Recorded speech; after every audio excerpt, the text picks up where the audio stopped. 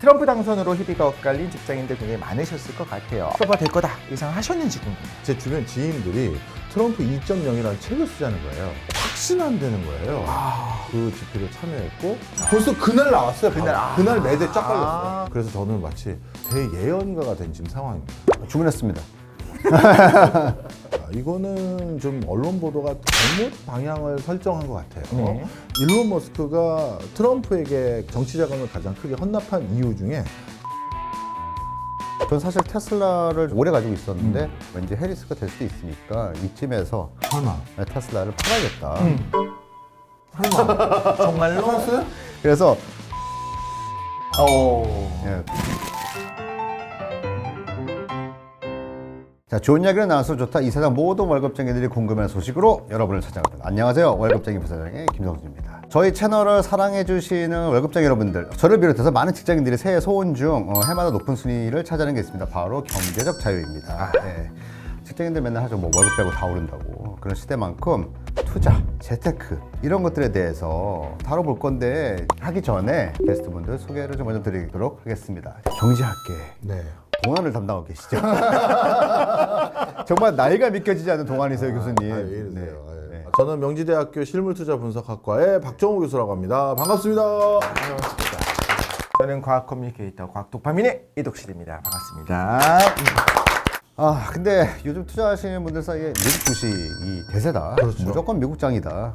특히 이제 트럼프 2기잖아요. 네. 그래서 오늘의 주제는 트럼프 2기 경제와 M7 전망입니다. 빡셀 것 같아요. 그리고 오늘 주제가 빅테크 기업이 아무래도 좀 중심이 될 수밖에 없기 때문에 이 기술을 정말 잘 이해하고 계신 우리 과학 도파민 채널에 독실님께서 MC를 저 대신에 좀 봐주시는 게 어떨까. 아우 영광입니다. 네. 네. 그래서 이렇게 경제학 교수님과 기업인 이렇게 약간 그런 모듈에서 좀 진행해보면 좀 재밌지 않을까요? 좋을 것 좋습니다. 같습니다. 네. 독실님, 저 오늘 어떻게 저희 참관 가능하시겠어요? 그렇습니다. 저는 이제 테크 쪽은 관심이 있긴 한데 네. 전체적으로 조망하는 능력은 그렇게 높지가 않아요. 그런 면에서 오히려 두 분께 제가 많이 배울 수 있을 것 같고 제가 궁금한 거 많이 여쭤보면 아마 구독자님들도 저거 나도 궁금했어 하지 않을까 제가 재밌게 잘 해보도록 하겠습니다. 네. 트럼프 당선으로 희비가 엇갈린 직장인들 굉장히 많으셨을 것 같아요. 그래서 트럼프 관련주를 갖고 있느냐 없느냐 그 차이가 좀 컸을 것 같고 두 분은 당선이 네. 트럼프가 될 거다 예상하셨는지 궁금해요. 교수님 궁금합니다. 네, 저는 일단 예상은 제가 못했는데요. 제 주변 지인들이 트럼프 당선 한 3개월 전에 찾아오더니 트럼프 2.0이라는 책을 쓰자는 거예요. 그래서 선거 발표난 그날 바로 매대에 깔자라고 하더라고요. 그래서 제가 만약에 당선 안 되면 그랬더니 확신한다는 거예요. 그래가지고 거기 참여한 저자분들이 비트코인의 우리나라의 아버지라고 불리는 오태민 교수, 네. 그분 포함되어 있고, 그 다음에 현대경제연구원에서 KPMG 있다가 이제 한양대 교수 가신 김광석 교수님, 뭐 이런 분들이 다 같이 참여했는데 4명의 저자분이 그래도 우리나라에서 내노라는 통이라고 불리는 사람들인데 그분들이 그렇게 해서 트럼프가 되나보다 생각해서 그 집회에 참여했고, 그래서 저는 마치 대예언가가 된 지금 상황입니다. 지금 쓰신 거예요, 그러니까? 벌써 그날 나왔어요. 그날, 그날 매대 쫙 깔렸어요. 네. 이 책 이름이 뭐예요? 트럼프 2.0. 오케이. 혹시 동시에 해리스 1.0 같이 쓰신 거 아닌가요? 저는 그런 걸 얘기를 했죠. 야, 만약을 대비해야 돼. 근데 아니라고. 진짜? 네. 그래서 진짜 깜짝 놀랐어요. 주문했습니다. 김선준 부사장님은 과연 어떠셨을까? 네, 궁금합니다. 저는 될 거라고 예상을 했었는데 갑자기 해리스 쪽 분위기가 심상치가 않아갖고 전 사실 테슬라를 오래 가지고 있었는데 왠지 해리스가 될 수도 있으니까 이쯤에서 설마. 트럼프를 강력 지지하던 이 앨런 머스크의 테슬라를 팔아야겠다. 정말로? 팔았어요? 그래서 당선 이틀 전에 팔았어요. 개표가 뭐 이렇게 되고 막 넘어갈 때 우리나라 이제 아침 시간이니까 분위기가 심상치가 않아. 그래서 다시 잽싸게 샀어요. 예, 그래도 괜찮습니다. 그때 사도 그 중간에 갭은 좀 놓쳤는데. 잘하셨네. 이번 시간에 먼저 좀 짚어봐야 될 게 있는데 트럼프가 당선된 다음에 가상화폐 그리고 미국 증시에 돈이 더 쏠리고 있어요. 일단 왜 그럴까를 짚어보면 좋을 것 같습니다.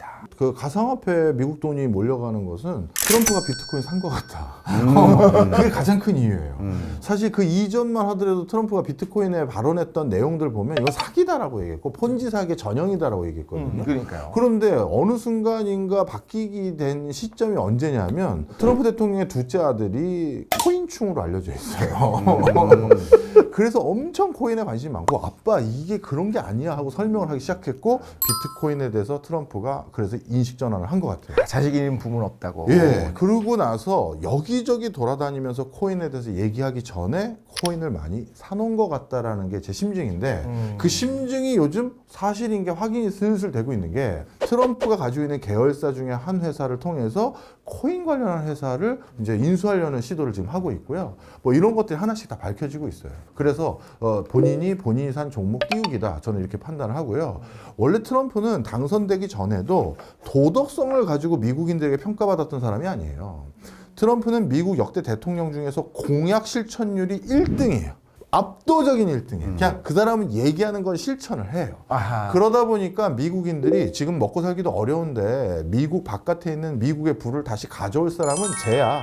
욕먹으면서도 쟤 가져올 거야. 이거에 대한 확신을 가진 거거든요. 근데 트럼프 1기 때도 트럼프가 했던 것 중에 하나가 뭐냐 하면 외국 국빈이 오면 자기 골프장에 부킹하라는 거예요. 대통령이. 야, 이번에 아베 오는데 내 골프장 거기 라운드 할 거야. 글로 잡아. 이런 식으로.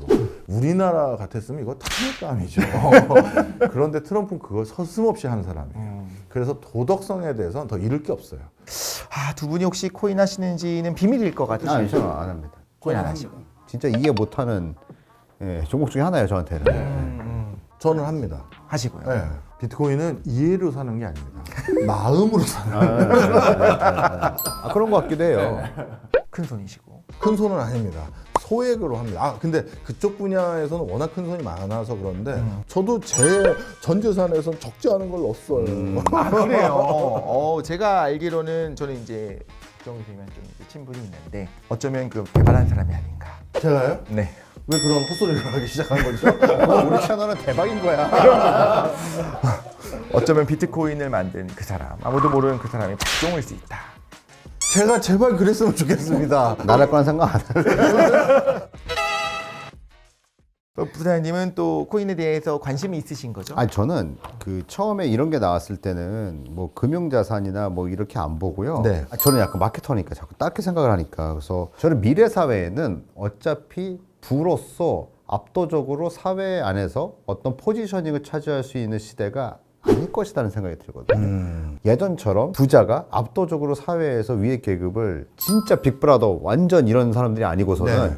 힘들 수도 있다라는 생각이 전 들거든요. 사회 안에서 뭐 하는 사람이고 그 사람한테 어느 정도의 팬덤이나 팔로워들이 있는지가 굉장히 어떤 사회적 계급, 그렇죠. 소셜 포지셔닝을 나타낼 수 있을 것이다. 네. 저는 그런 의미에서 비트코인이나 NFT나 이런 것도 그냥 소셜 스테이터스의 토큰 같은 느낌인 거죠. 받고 자산으로 봤을 때는 비트코인이 뭐 채굴 뭐 정해져 있으니까 뭐 다 모르겠고요. 확실하게 알겠는 거는 커브가 상당해요. 네. 그래서 이 서핑을 잘해야겠다 정도는 알겠어요. 저는 재산은 어쨌든 주식도 부동산도 비트코인도 다 결국은 내 주머니에 꽂혀야 돈 아니에요? 그렇죠. 내 재산인 건데 이게 아무를 올려가고 뭐하고 이거는 내 돈이 아닌 거죠. 그러니까 실물이 없어서 그럴 수도 있겠네요. 그 부분에 대해서. 사실 가상자산에 대해서 조금씩 판도가 바뀌기 시작했어요. 어떻게 보면 기관들, 정부 부처에서도 이제 법제화하기 시작했고 상품으로서의 인정을 해주기 시작했어요. 그래서 하방 경직성이 조금씩 생긴 건 분명한 사실입니다. 그렇다고 가장 보편적인 안전자산이라고 할 수 있는 달러나 금같이 생각할 수 있다? 저는 아직까지는 그렇게 보지는 않아요. 이제는 좀 더 공신력이 부여된 새로운 신종 금융 상품 이 정도로 보고 있고요. 네. 그럼에도 불구하고 당분간은 우리가 굉장히 주목해야 될 시장이고. 갑자기 그 생각이 들었네요. 비트코인이 확장되고 네. 그렇죠. 비해비를 잡기 시작하면은 들어올 수도 있겠네요. 정확한 지적하셨어요. 사실 비트코인의 변화를 비해비로 설명하면 제일 좋아요. 처음에 누가 투자하기 시작했냐면 이게 뭐 미래 화폐라는데 잘 모르겠고 그냥 없어도 되는 돈 한번 넣어보자. 대부분 그랬죠. 그래서 500만 원, 1000만 원. 없어도 되는 돈에 1000만 원 하시면 이제 조금 깨갱한 게. 그런 사람도 있잖아요. 실제 부자들 중에서 없어도 된다고 해서 1억 쓰는 사람도 많아요. 극초반 말고. 아니, 극초반에도 오히려 극초반에 1억을 넣어서 그거를 소문을 낸 거야. 일론 머스크도 넣었다고 워렌 버핏도 넣었다고 하는 순간 누가 들러붙어서 가격을 올리잖아요. 그 비해별을 이끌어낸 거죠. 그래서 어느 정도 시세가 유지가 되는데 물론 커브는 굉장히 크지만 네. 그 시세가 유지되면서 누가 여기 들러붙었냐면 공식적으로 계좌 추적이 안 됐으면 하는 세력들. 어둠의 세력들. 어둠의 세력들. 마약, 해커들 이런 사람들이 저 대금 결제를 비트코인으로 해주십시오. 그게 반토막이 될 수 있는데요. 차라리 그래도 안심이 됩니다. 왜? 계좌 추적이 안 되니까. 지하 경제의 비해별 잡아버렸네. 그렇죠. 아. 지하 경제가 전 세계 경제 30%예요. 그러다 보니 거기 생태계가 일로 비해별가 또 들어왔죠. 그러다 보니까 시세가 확 올라갔고 상당한 쓰임이 생긴 거예요.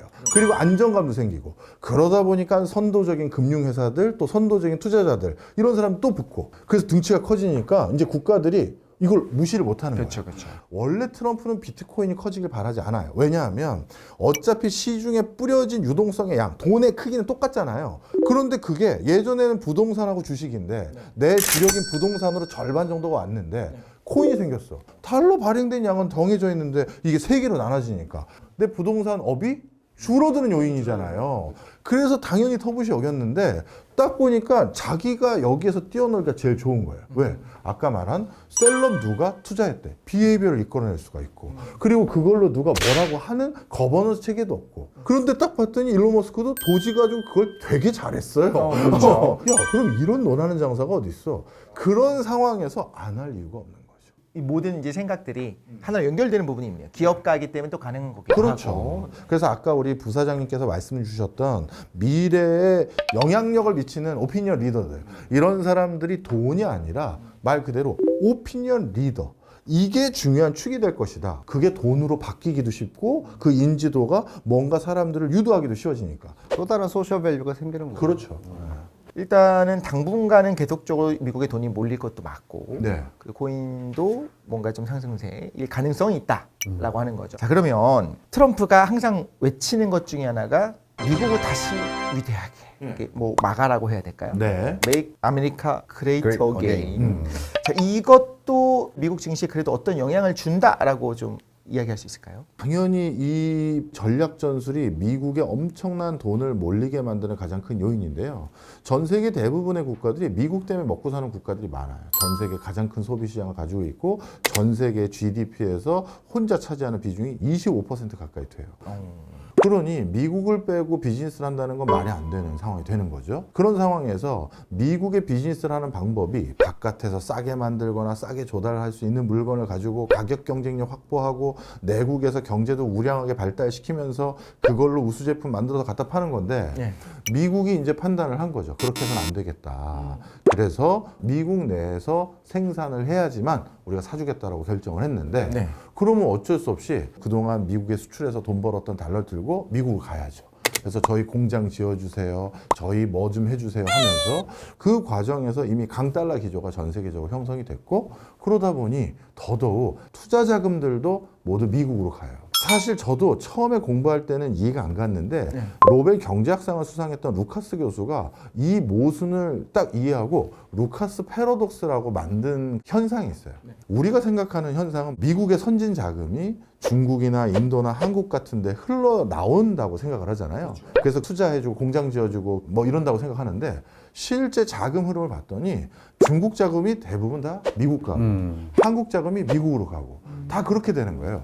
또 왜 이런 현상이 일어나나 봤더니 신흥국에서 돈 좀 번 사람들이 더 선진 금융 서비스를 이용하기 위해서 미국 투자은행이나 미국의 여러 자산운용사에게 내 돈 좀 굴려주세요 하고 도로 가져가는 거예요. 그래서 돈의 흐름이 후진국에서 선진국으로 가는 희한한 현상이 있네. 이래서 이걸 모순이라고 해서 르카스 패러독스라고 부르거든요. 그 현상이 훨씬 더 공고해진 게 요즘 상황입니다.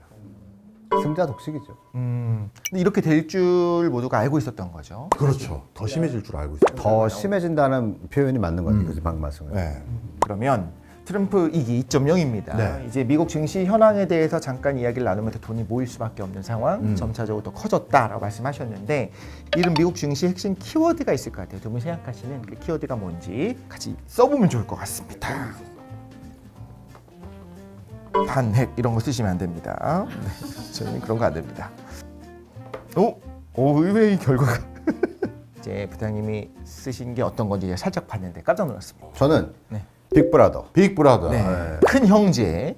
근데 저는 경제학 교수님하고는 좀 관점이 다를 수 그렇겠죠. 있으니까 네. 기업인이고 네. 마케터기 때문에 저는 테크도 뭐든지 다 이거를 비헤이비어로 보거든요. 네. 예를 들어서 아까 교수님이 책 쓰신 얘기를 했어요. 네. 예전 같으면 주말에 서점 가서 찾아보고 지갑에서 돈을 꺼내 샀겠죠. 근데 교수님 말씀 듣자마자 저는 주문 완료해서 이거 새벽 배송 내려올 거란 말이죠. 그렇죠. 저는 아까 쿠팡에서 주문했는데 네. 예를 들면 뭐 아마존이라든가 구글, 뭐 메타, 테슬라, 마이크로소프트, AI를 쥐고 있는 이런 회사들 빅브라더를 깔아놓은 판에서 이 디바이스 안에서 그런 비헤이비어들을 하고 있기 때문에 이미 그런 빅브라더 기업들이 완전 쥐락펴락할 거다.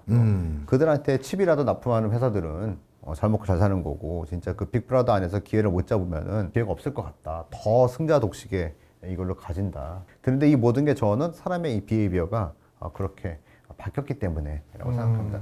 그래서 저는 테슬라를 무섭게 보는 게 아이폰이 나왔을 때가 제 기억이 2005년인가 아마 그랬을 것 네, 같아요. 네. 이게 손에 쥐어주면서 모든 패러다임이 바뀐 거잖아요. 쇼핑도 그렇고 뭐 저희 업무 보는 것도 마찬가지고. 근데 폰이 할 수 있는 거를 차가 한다면 생각을 해본 거예요. 디바이스로서. 그렇게 생각해 보면은 또 전 테슬라가 단순히 트랜스포테이션 아닌 거는 다 알고 계시잖아요. 그렇죠. 이미 그 이상인 거니까. 그래서 그런 의미로 저는 이 빅브라더 회사들이 정말 쥐락펴락 할 거다라는 생각이 듭니다. 그래서 우리 박지원 교수님 네. 뭐라고 쓰셨는지 한번 볼게요. 저는 완전히 비슷하다고 생각하는데요. 네. 표현만 달랐을 뿐이지 바로 AI입니다. 그러니까 AI로 지금 일어나는 모든 현상을 다 설명할 수 있다고 말씀드리려고 IT, 자동차, 방산 다 설명했고 이것들이 결국 궁극적으로 원하는 건 세력을 넓히는 거다. 쉽게 말하면 유저를 넓히는 거다. 비해별 잡는 거죠. 그렇죠. 좀 설명을 드려보면 이런 겁니다. 지금 이 AI가 저도 겁이 날 정도예요. 저도 대표적으로 몇 개 회사들하고는 프로젝트를 지금 하고 있기 때문에 우리나라의 AI 첨단 회사들이 뭘 지금 고민하고 있고 어디까지 와 있는지도 알고 있거든요. 그 사람들이 MS나 구글하고 일을 하는 사람들이에요. 그렇죠. 그래서 공통 분모가 뭐냐 하면 빅테크 기업들이 자신들이 개발해 놓은 AI 수준을 다 오픈 안 해요. 왜? 이미 다 되고 다 할 수 있고 사람 없어도 되는데 이거 했다가 거부감이 너무 심해질 것 같은 거예요. 단적으로 우리 확인할 수 있었던 게 알파고. 구글이 전 세계를 돌아다니면서 알파고 가지고 대국을 두고 있었는데 지금 돌이켜보면요. 이세돌 구단이 우리 인류가 마지막으로 인공지능을 이긴 사람이 됐어요. 그렇죠. 그 뒤에 중국의 커젤 다 졌고요. 일본도 다 졌잖아요. 그 뒤부터 구글에서는 알파고 데리고 전 세계 투어를 안 다녀요. 왜? 사람들이 겁만 내기 시작했고 게임 할 필요도 없어졌거든요. 그렇죠. 이 의미가 없죠. 의미가 없어졌으니까. 그래서 그 당시 그런 성찰을 바탕으로 이미 사람 없어도 되는 요소들이 너무 많아요. 단순하게 표현하기 위해서 유쾌한 비유는 아니지만 여기 지금 세팅되어 있는 이 인력들 중에서도 우리 셋 포함해서 다 있을 필요도 없어요. 있을 필요도 없어요. 예를 들어서 제 역할만 볼게요. 오늘 바빴어요, 제가. 그러면 어떻게 하느냐? 제가요, 너무 바빠서 오늘 참석을 못 합니다. 그럼 인터뷰 내용 원고는 어떻게 할까요? 제가 해놨던 모든 아티클들, 신문 칼럼이나 책 원고나 이거를 챗 GPT 하다가 DB를 넣어줘요. 그럼 그 내용을 바탕으로 이 질문들에 알아서 대답을 해주는 거예요. 근데 대답을 해줄 때 박정호의 목소리에 박정호의 얼굴에 여기에 앉아있는 것처럼 해줄 수가 있는 거죠. 거기다가 영어, 그 다음에 중국어, 일본어 등 뭐 유엔에서 인정한 5개 외국어로 다 가능하고요. 그리고 영상 올릴 때 썸네일도 요즘 사람이 안 만들잖아요. 요즘 뭐 100만 유튜버 이상은 다 인공지능에 시켜서 썸네일 한 10개 나오면 그 중에 좋은 거 골라서 올려요. 그러니 나중에 여기서 누가 남아있을까? 부사장님 정도? 저는 왜 남아요? 그래도 회사 사장님이시니까 저 부사장 월급쟁입니다. 그 정도라서 지금은 모든 걸 다 숨기고 있고요. 그래서 IT는 뭐 금방 AI랑 이해가 되실 거고 자동차 같은 경우 부사장님이 말씀 화두 던져주셨는데 테슬라 월트 디즈니가 팍스 TV 인수했었을 때 그때 주주 서한을 보냈어요. 그때 중요한 내용들 중에 하나가 뭐냐면 자동차였어요. 자동차 안에서 그렇죠. 왜냐하면 하루 24시간 중에 훅을 걸어서 이 제품 좀 봐주세요. 이 정보 좀 봐주세요 하고 노티스를 던질 수 있는 시간이 네. 이제 남은 게 차 안에서밖에 없어요. 자, 24시간 중에서 8시간 잠자죠. 아침, 점심, 저녁 3시간 정도 밥 먹다고 쳐요. 12시간 날아가요. 그럼 12시간이 우리가 어텐션하고 활동하는 건데 그중에 대부분의 사람들이 차에서 보내는 시간이 하루에 3시간 좀 안 되거나 왔다 갔다 해요. 왜냐하면 출퇴근뿐만 웬만하자 잠깐 외근 갔다 오고 할 때 차 이용하니까. 근데 그 3시간은 지금은 온전히 운전하는 애가 아무것도 못해요. 근데 나중에 자율주행이 되면 그 3시간만큼 나의 가장 개인적인 프라이빗한 시간이 없는 거예요. 그럼 그때 뭘 보여줄 수가 있고 디즈니. 그렇죠. 네. 그래서 디즈니는 전 세계에서 컨텐츠 제일 많이 가지고 있는 우리와 한 3번째로 많이 가지고 있는 팍스그룹이 합쳐서 제일 많이 컨텐츠를 모아놓고 쏘겠다는 거예요. 그걸 준비하기 위한 큰 흐름의 앞단에 있는 거죠. 네. 방사도 마찬가지입니다. 저는 인공지능이 방산과 결부되면서 이제 신냉전이 무조건 시작될 수밖에 없다고 생각했어요. 무서워요, 그거. 네. 이제는 모든 기기가 무인화될 거고요. 사람이 타고 있는 전투기가 아니라 무인 전투기가 되면 훨씬 값싸게 만들 수가 있어요. 그렇죠. 그죠? 그러면 인공지능이 혼자 드론 500개, 전투기 10개 다 움직이는데 네. 그런 상황이 된다는 건 미국 입장에서 방산 무기를 파는 건 무기를 파는 게 아니라 플랫폼을 파는 거고 데이터와 시스템과 AI와 결부된 걸 같이 파는 거거든요.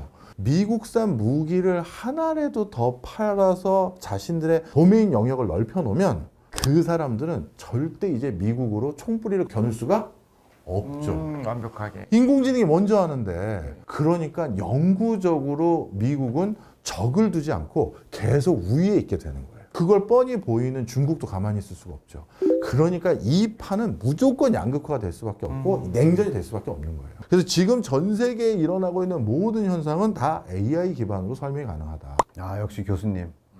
무섭습니다. 네. 이야기를 들으니까 두 분이 동시에 말씀하신 것은 결국에 미국 증시가 상승할 수밖에 없는 것 중에 하나는 IT 쪽, 네. 뭐 빅브라더, 굉장히 많은 정보들을 가지고 있는 쪽이다 말씀하신 거예요.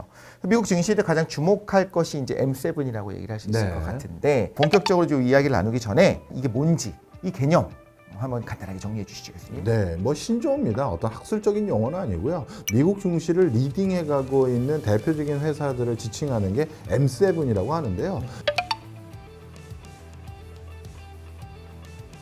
이 회사들의 공통분모가 있다면 디지털 기반으로 활동하는 회사들이 대부분이다. 그 다음에 가장 관심이 많은 게 AI다. 이 두 가지 교집합은 있고요. 이 M7 자리를 두고도 좀 의견이 1년 후에 또 달라질 수 있는 거잖아요. 네. 그래서 이제 여러 가지 의견들이 있는 것 같은데 한번 각자 생각하는 M7 라인업을 짜보는 것도 흥미로울 것 같아요. 네. 이럴 줄 알고 저희 제작진들도 준비를 했습니다. 오늘 준비가 많군요. 네.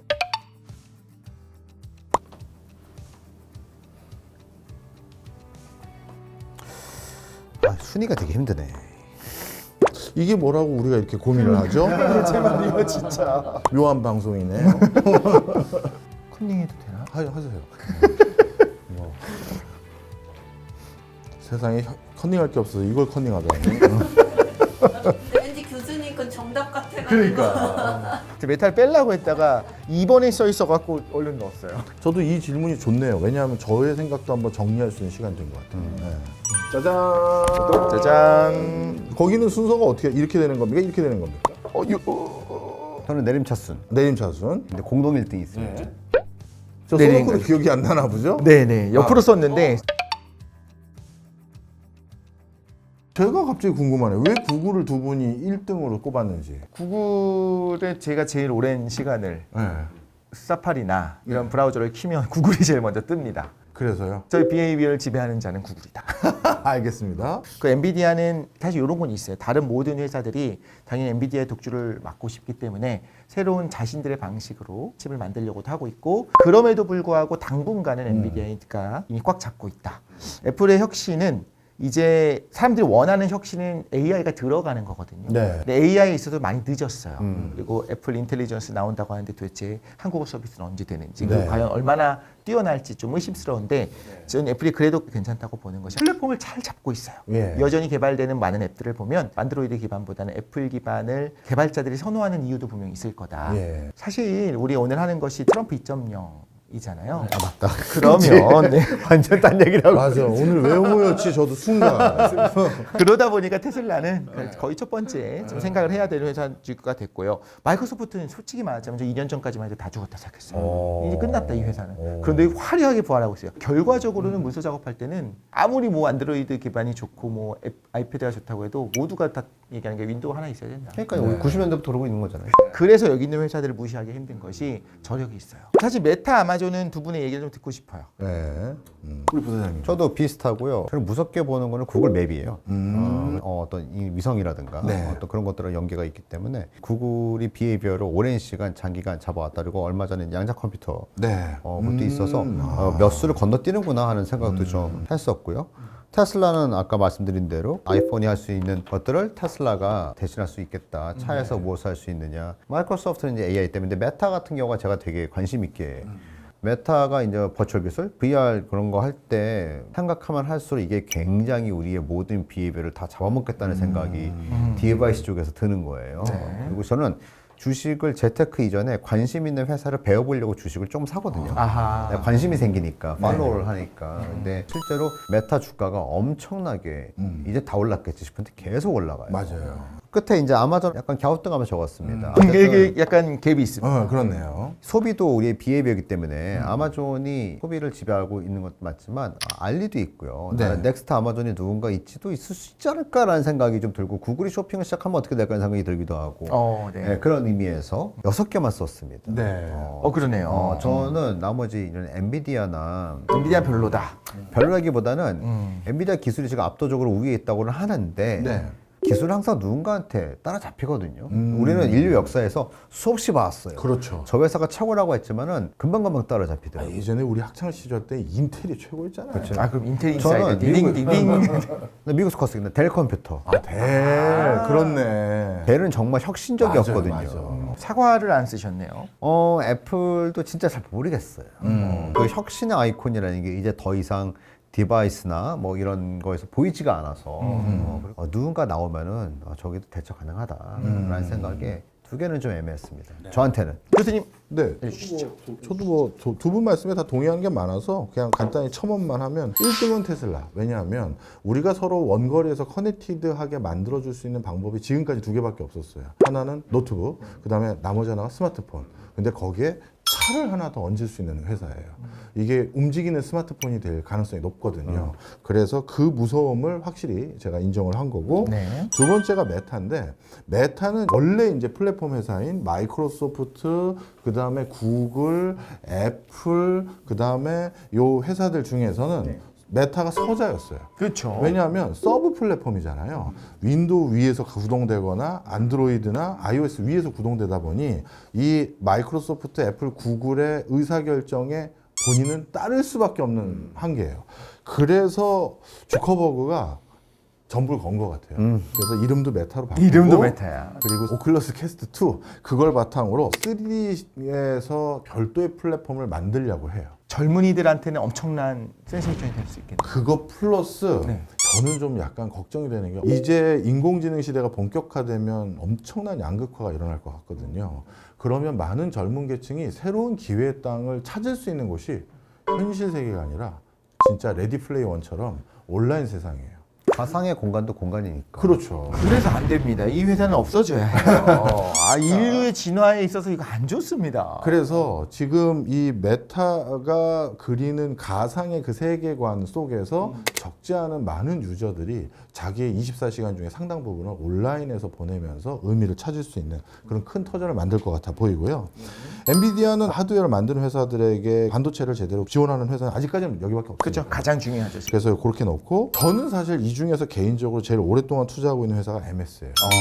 우리 그거 아세요? 안드로이드 폰 하나 깔릴 때마다 구글에서 MS에 5불씩 입금됩니다. 왜요? 안드로이드 폰의 원천 기술 중에 하나가 MS 걸 이용하지 않으면 그 폰을 깔 수가 없어요. 그래서 MS는 윈도우를 많이 팔거나 MS 오피스를 많이 팔아서 그 반열에 그대로 유지되는 게 아니라 본인들이 원천 기술이라고 불리우는 걸 300몇 개를 가지고 있는데 그게 넷 이익이죠. 무슨 홍보 마케팅을 합니까? 어디 가서 뭐 세일즈를 하고 다닙니까? 그런 특허가 몇백 개 있는 유일한 회사가 MS예요. 그래서 MS는 이번에 인공지능 시대에도 원천 기술을 확보하기 위해서 챗GPT에 가장 먼저 투자를 했고 가장 선도를 하고 있었던 회사라서 그런 걸 인정하고요. 5등을 구글로 하는 게 이유가 뭐냐면 구글은 아까 우리 부사장님 말씀 주셨던 양자 컴퓨터도 있지만 이게 다음 달에 발표되는 걸 알고 있는데 구글도 조만간 삼성과 이거 하나 나와요. 네. 구글이 삼성과 퀄컴과 셋이 합쳐서 글라스가 나오는데 그러면 진짜 요 5개 회사가 가상 세계에서 뭘 만들어낼지 모르겠어요. 그래서 저는 이게 1군, 그 다음에 2군은 애플 비전이 있습니다. 비전은 있는데 지난번 비전 프로가 너무 헤비했어요. 그리고 비전 프로가 얘네가 이제 혁신 안 하네 생각이 들었던 게 예를 들어서 비전 프로를 제가 끼고 맥북이나 아이패드를 봅니다. 그러다가 공중을 딱 보면 맥북에 있는 화면이 그대로 공중에 떠요. 그게 뭘 의미하는지 아세요? 비전 프로를 바탕으로 3D 기반의 새로운 플랫폼을 만들 생각이 없고 맥북과 iOS의 익스펜션 개념이에요. 아하. 이걸 좀 더 유스풀하게 이용하는 그거지. 나는 별도의 새로운 세계관을 구축할 그 정도의 야망이 이제 없는 거예요. 메타랑 반대네요. 완전히. 그렇죠. 그러다 보니까 확장성이라는 게 얘네는 나 이제 서재가 되고 싶지 않아. 여긴 일진, 애플부터 나머지는 확장성이 떨어져서 이진. 그렇게 따지면은 구글과 삼성이 뭘 한다. 퀄컴하고. 네. 그러면은 지금 주가가 가장 떨어져 있는 삼성전자를 사야 되는 거 아닌가요? 저는 삼전을 많은 방송에서 권했어요. HBM도 분명히 삼성이 할 수밖에 없는 반열에 있고 그 다음에 귀걸이를 낼지 뭘 낼지 모르겠다고. 다들 반짝반짝해. 삼전 지금 사야 되나요? 지금 많이 떨어져 여러 있기도 방송에서 하고. 권했어요. 그리고 거기다 또 추가적으로 삼전을 사야 되는 이유가 한 번도 미국은 한 기업이 독주하는 걸 놔둔 적이 없어요. 네. 예전에 일본이 반도체 시장 점유율의 80%까지 간 적이 있었거든요. 바로 미일 반도체 협정 체결해서 풍지박산을 내놨어요. 그래서 반도체 생태계가 그 당시 현대 하이닉스부터 인텔, 우리 삼성 다 다채로워졌거든요.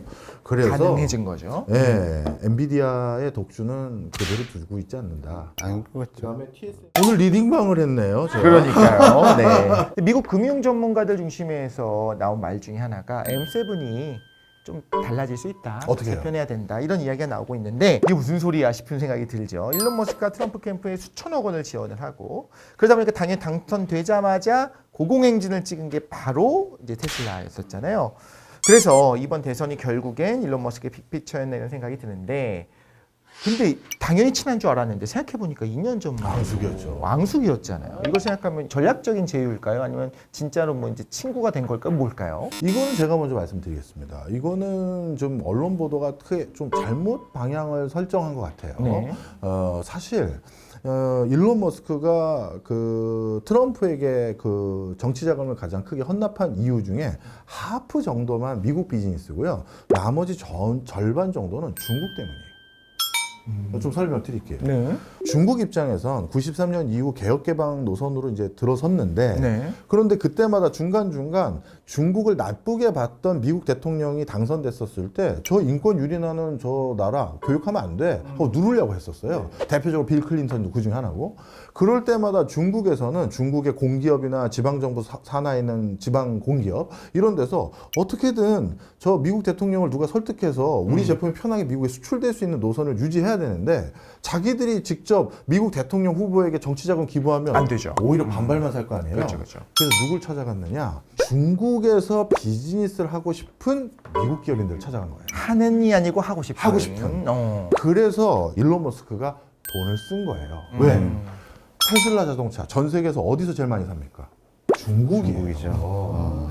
전 세계 전기 자동차 시장의 3분의 2가 중국입니다. 그리고 테슬라의 가장 큰 전기 자동차 공장 어디 있어요? 중국이에요. 미국에서는 아직 전기 자동차 시장 규모도 크지도 않아요. 네. 그런 식으로 일론 머스크가 트럼프와 이렇게 배프가 된 가장 큰 직접적인 목적은 야 중국 봤지? 니네 트럼프한테 부탁할 거 있으면 나한테 와야 돼. 대신에 우리 차도. 알았지? 이거예요.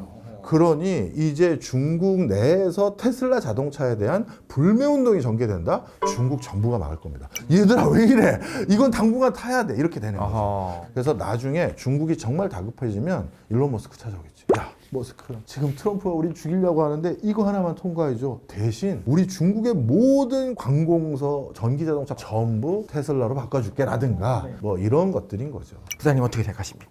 일부 동의. 예, 비즈니스 관계에서는 영원한 적도 영원한 동지도 없죠. 그렇죠. 중국은 죄송합니다, 중국 관계자분들께. 이게 그렇게 글로벌한 차원이었습니다. 그럼요. 이거 당황스럽네요. 항상 외국 기업들을 써먹고 버렸습니다. 항상 그래요. 곱게 나온 데가 없어요. 저도 그렇게 사실 생각을 해서. 네. 약간 성향의 차이도 있는데 지금은 일론 머스크가 트럼프 힘이 필요한 거 교수님 말씀이 맞죠. 하고 트럼프도 와이낫이지만 두 분 다 성격이 보통이 아니거든요. 아, 그럼요. 그래서 둘이 언제 한번 맞다이 들어갈 거다. 진짜 그들이 언제 틀어지느냐가 저는 되게 궁금하거든요. 네. 그래서 저는 그 타이밍을 보느냐고 또 테슬라를 또 많이 쳐다보고 있지만 궁극적으로 얘네가 단순히 전기차가 아니거든요. 이 소프트웨어 이것도 엄청나게 그럼요. 발달해 있고 지구 바로 위에 띄워놓은 이 위성의 숫자를 생각해 보세요. 아, 그렇죠. 테슬라는 하드웨어를 안 팔아도 그 소프트웨어 프로그램 장사도 할 수 있다. 전 테슬라 자체로 충분히 훌륭하고 위협적인 기업이다라고 생각을 합니다. 네. 자, 오늘 박정희 교수님하고 네. 이덕실 평론가님 모시고 트럼프 2기의 미국 증시를 살펴봤는데요. 사실 얘기가 산으로 간 것 같지만 산으로 가지 않았어요. 굉장히 알맹이 내용들이 많이 나왔고 교수님께 한 수 제대로 배운 것 같고 그렇잖아요? 오늘 진짜 재밌었던 게 있는데 우리 시민들의 비헤이비어가 어떻게 바뀔 것인가라고 생각을 했었는데 또 두 분의 관점을 듣다 보니까 리더의 비헤이비어가 어떻게 변할 것인가 그리고 이 회사들이 어떻게 행동할 것인가 요거를 또 우리가 읽어야 되는 거잖아요. 그러니까 참 힘든 게 읽어야 될 게 많아요. 단순했으면 좋겠습니다. 네. 오늘 초대해 주셔서 정말 감사하고요. 오늘 저희가 말씀드렸던 게 디스토피아라고 생각 안 해주셨으면 좋겠어요. 저는 이렇게 말씀드리고 싶은데요. 오히려 잘 이해하고 잘 활용할 줄 알면 10년, 20년 걸릴 걸 2개월 만에 끝내는 세상이 됐어요. 긍정적으로 생각해 주셨으면 좋겠습니다. 어떻게 보면 민주화됐다라고 볼 수 있겠네요. 그렇죠. 잘 살아보겠습니다. 아유, 네. 별 말씀을. 네. 그럼 이만 저 월급쟁이 부사장과 월급쟁이 교수님과 우리 월급쟁이 평론가 퇴근하도록 하겠습니다. 네.